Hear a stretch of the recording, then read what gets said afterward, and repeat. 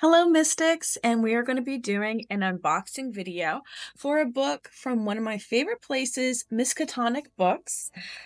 I have been waiting for this book for not very long because I didn't know it was going to be reprinted. I was really surprised.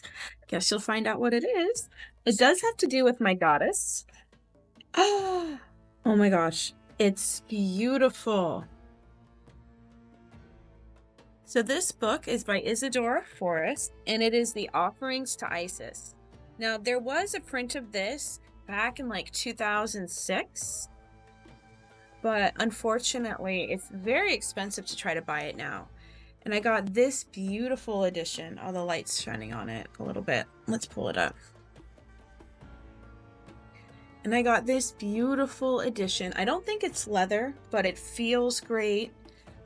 The title is so clean and crisp. I love that. I love the crispiness, so it looks so good here. And thank you so much to Miss Ketonic Books.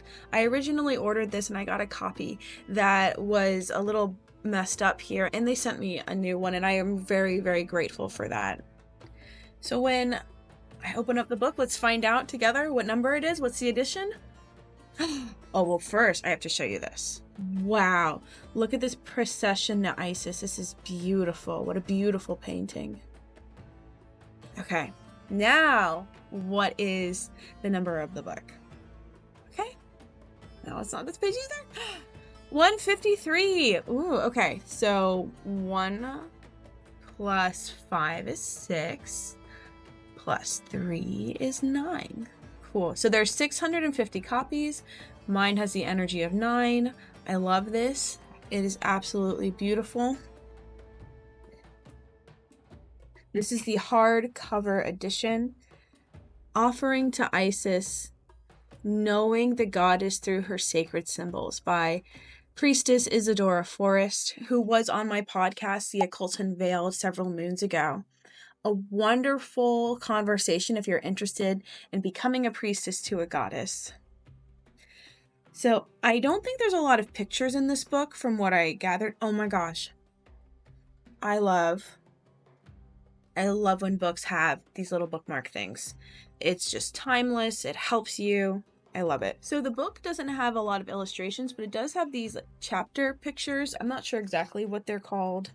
I'm not really looking at this book for the pictures anyway. I am here for the offerings and the prayers to Isis. I respect Isidora Forrest's work so much. She has been a great inspiration to me, and I know that this is going to be used in my daily practice and something that I can really just find a connection to Isis that's rooted in history. One that is not my creation, and my creations are good, but there's something about having ancient and old energies and prayers. So here's an example.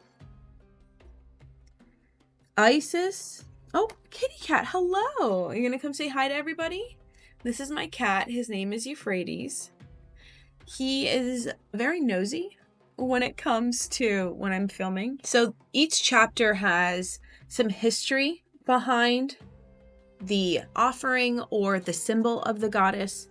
And then there's usually some kind of invocation. So this is to Isis and I. This is so beautiful. I love the type font. It's very easy to read. So I would say that if you're a devotee of the goddess Isis, like me, someone who wants to be able to connect with her on deeper levels, because symbols hold power.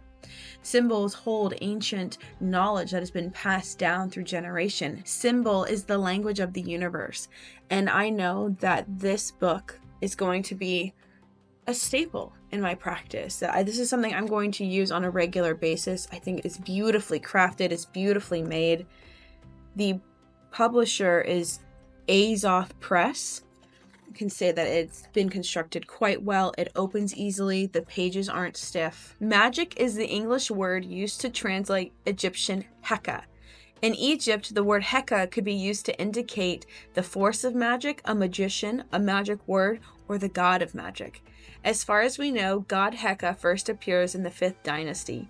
He is the creation of the creator Re Atum, along with Hu, creative utterance, and Sia, perception and wisdom. Heka is one of the personified powers of Creator. It is he who empowers the others. Yet, Egypt also had a goddess known as Weret Heku, great of magic. Perhaps it was the assimilation of this powerful cobra goddess with the great magician goddess Isis, who also has a cobra form, and was specifically called Weret Hekau. I think I pronounced that right.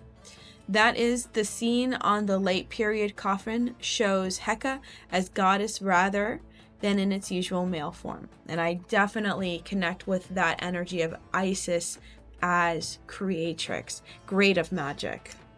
Beautiful. And then Ma'at's feather, another aspect of Isis that I have a deep connection to.